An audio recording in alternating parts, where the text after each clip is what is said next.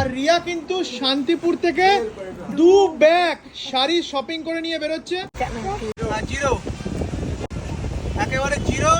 দাদা পেট্রোল ভরতে শুরু করবে। এটা রানাঘাটের পেট্রোল পাম্প তো? রানাঘাটের পাশে।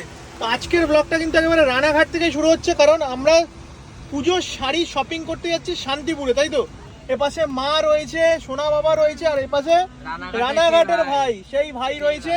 এপাশে তেল ভরা চলছে। আজকে কিন্তু ভাই পুরো ফুল ট্যাঙ্কি করছি না, আজকে 1000 টাকার তেল ভরাচ্ছি। দেখো এই যে আজকে 1000 টাকার তেল ভরাচ্ছি হবিবপুরের পেট্রোল পাম্প থেকে। দাদারা বিল দেবে।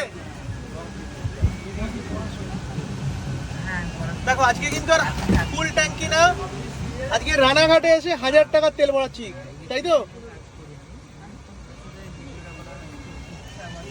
তো আজকের শান্তিপুরে গিয়ে শাড়ি শপিং